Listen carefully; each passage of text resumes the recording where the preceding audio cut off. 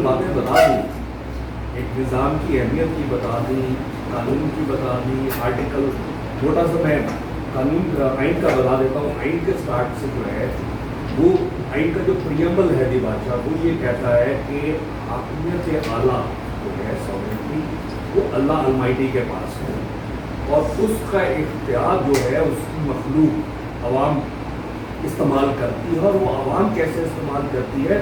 Through it's chosen representative, अपने मुंतखब नुमाइंदों के साथ।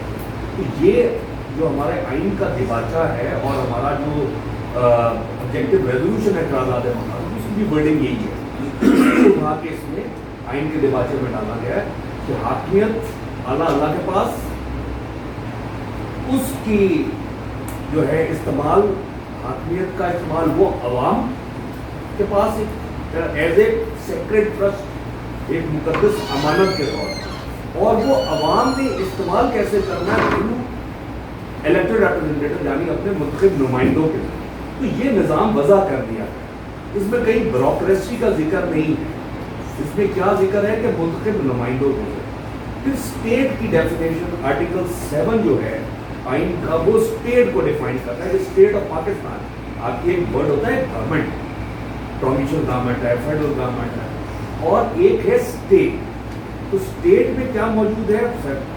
जो है फेडरल गवर्नमेंट, मजलिस शूरा, प्रोविंशियल गवर्नमेंट, प्रोविंशियल असेंबली और अदर लोकल अथॉरिटीज जिनके पास इख्तियार हो कानून के तहत टैक्स लगाने का और सेस लगाने का।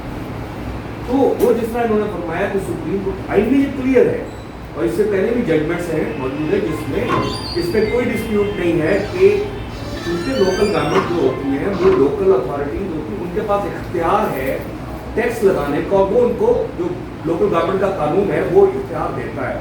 तो इसलिए वो स्टेट की डेफिनेशन में आते हैं।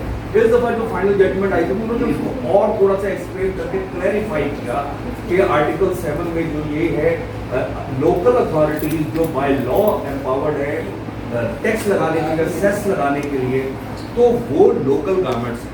तो उन्होंने ज़रा थोड़ी सी इसकी ज़्यादा वजाहत कर दी, वरना ये स्टार्ट से आइन में मौजूद है। फिर आर्टिकल 32 है जो डील करता है कि लोकल गवर्नमेंट्स के जो है तमाम गवर्नमेंट जो है लोकल गवर्नमेंट्स के इंस्टीट्यूशन को प्रमोट किया जाएगा। इसी तरह फिर आर्टिकल 37 है, उसकी लास्ट क्लॉजेज है जिसमें उन्होंने कहा है कि गवर्नमेंट के इख्तियार जो है वो डिवॉल्व, डिसेंट्रलाइज किए जाएंगे, डिवॉल्व किए जाएंगे। उसमें ढेर सारे आर्टिकल जो 32 और 37 है ये प्रिंसिपल्स ऑफ पॉलिसी के अंदर प्रिंसिपल ऑफ पॉलिसी पे सुप्रीम कोर्ट ने इंटरप्रेट किया हुआ है और मेरे ख्याल में गलत किया हुआ है।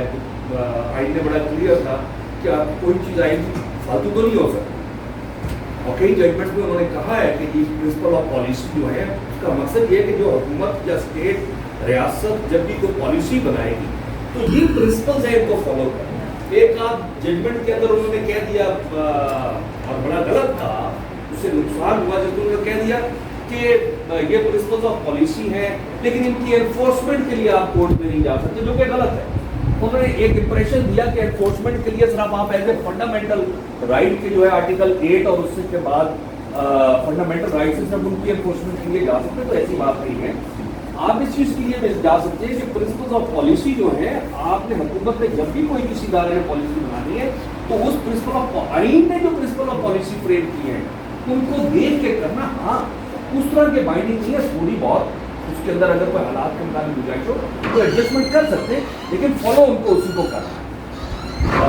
कई जजमेंट्स में बाकायदा उन्होंने कहा कि प्रिंसिपल ऑफ पॉलिसी में ये चीज़ दर्ज है, तो लिहाजा ये इंपॉर्टेंट है। गवर्नमेंट अगर इसको मद्देनजर नहीं रखती कि जो वायलेटिव है गवर्नमेंट का एक्ट उस प्रिंसिपल ऑफ पॉलिसी जो आइन की दफात है उनके वायलेटिव है।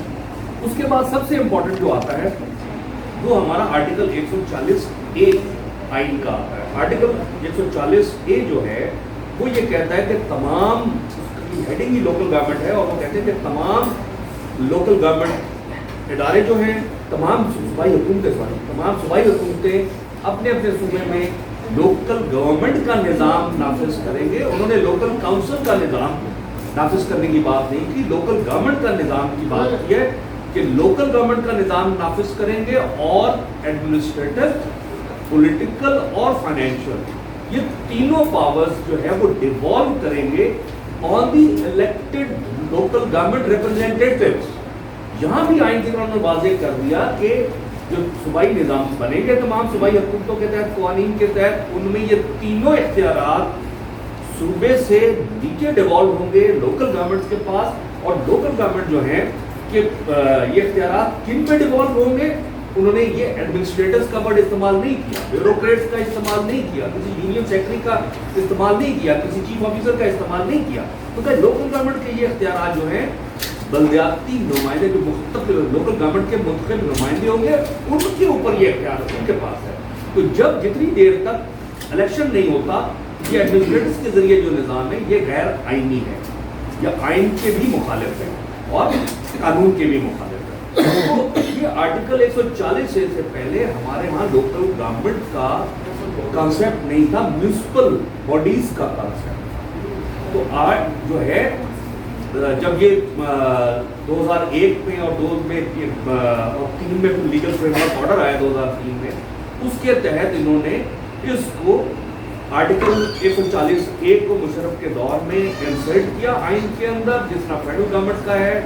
उसके बाद आखिरी प्रोविंशियल गवर्नमेंट का चैप्टर है, और प्रोविंशियल गवर्नमेंट के चैप्टर के अंदर आखिरी क्लॉज जो है एक नया चैप्टर ऐड करके उसको लोकल गवर्नमेंट कहा गया।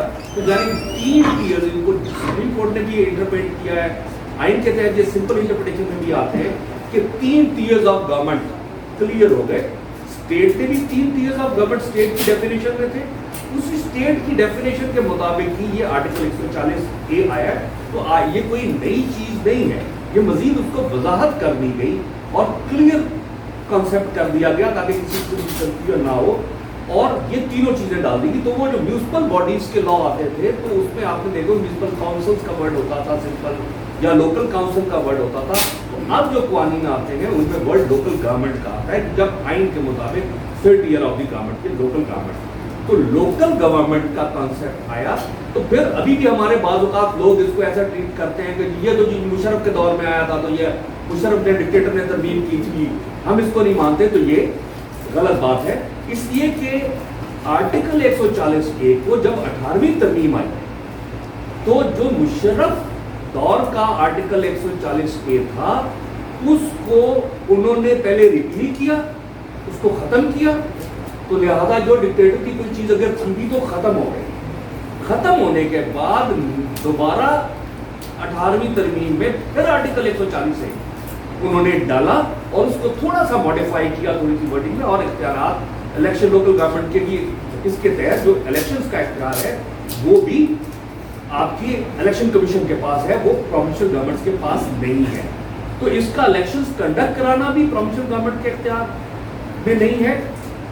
और इसी वजह से आपने देखा होगा जब हल्का बंदी 2013 के कानून के मुताबिक 2014 के अंदर फिर हमने चेंज किया था, तो ये इसको सेट असाइड हमने करवाया था, और फिर ये आया था कि ये जो डीसीज ने जो हल्का बंदी की थी वो गैर आईनी, फिर ख़त्म हो गया। बड़ी मशहूर जजमेंट है 2014 की, सुप्रीम कोर्ट में लाहौर में, यहाँ पे मसूद हेड कर रहे थे बेंच को, और फिर सुप्रीम कोर्ट में जस्टिस हुसैन गिलानी ने हेड किया, और 2 जजमेंटें, एक वही पंजाब वाले केस था और एक सिंध गवर्नमेंट का की तरफ से केस फाइल हुआ था उसमें था। तो दोनों में उन्होंने होल्ड किया कि ये इलेक्शन कमीशन सिर्फ इसका इख्तियार कर सकता है। इसी तरह फिर आर्टिकल 219 और 222 में भी अमेंडमेंट्स हुई, और 222 के अंदर जो अगर आप देखेंगे जो उसकी सारी सीक्वेंस देखेंगे तो उसमें है कि पार्लियामेंट कहाँ लेजिस्लेट करे।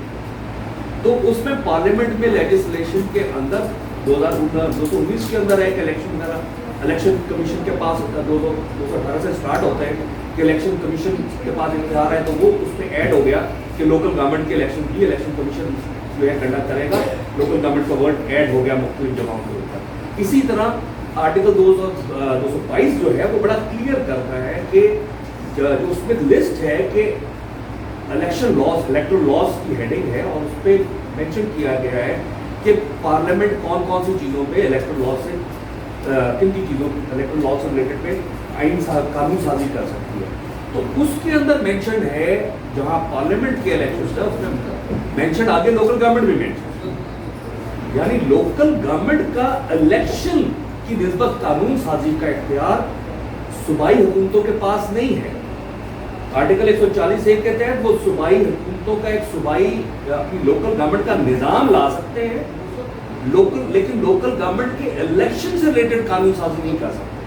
तो लोकल गवर्नमेंट इलेक्शन के तहत जो कानून साजी है लोकल गवर्नमेंट के लिए, वो भी पार्लियामेंट करने का।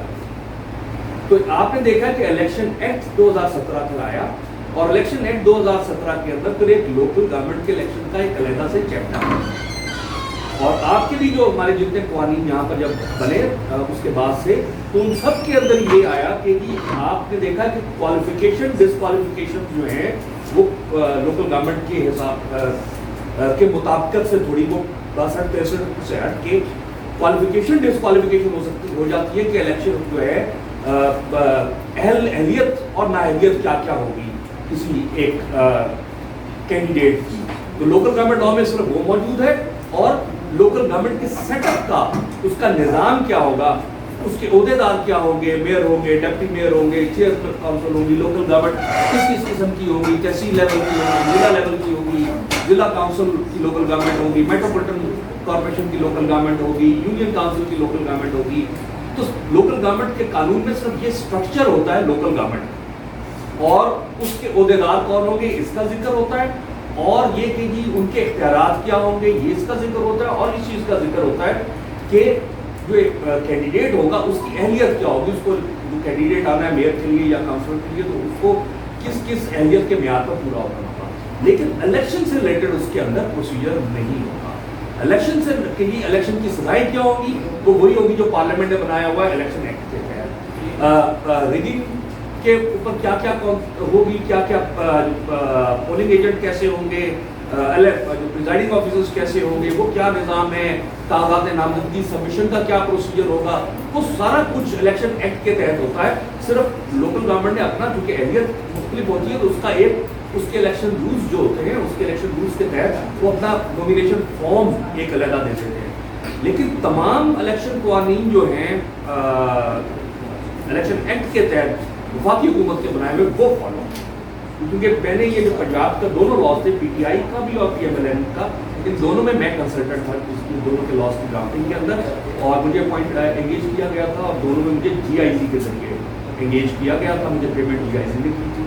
और जो पंजाब के जो आखिरी लोकल गवर्नमेंट के जो इलेक्शन रूल्स हैं उनके भी वो मैंने ड्राफ्ट किए थे, और उसमें मुझे यूएनडीपी ने मुझे एंगेज किया था, जो नोटिफाइड इसको इलेक्शन रूल्स हैं। तो ये इसमें आप देखेंगे तो ये क्लियर स्ट्रक्चर आ जाएगा कि कोई इलेक्शन एक्ट से मुतसादिम कोई चीज़ नहीं। ये ओवरऑल स्ट्रक्चर था आइन की, वो प्रोविजंस थी जो लोकल गवर्नमेंट को डील करती है, जो मैंने आपको मोटी एक्सप्लेन कर दिया। अब बाकी सारी चीज़ों से रिलेटेड जो है, अब आप लोगों है तो कोई मजीद सवाल होगा तो जो आप लोग पूछेंगे उसको हम एक्सप्लेन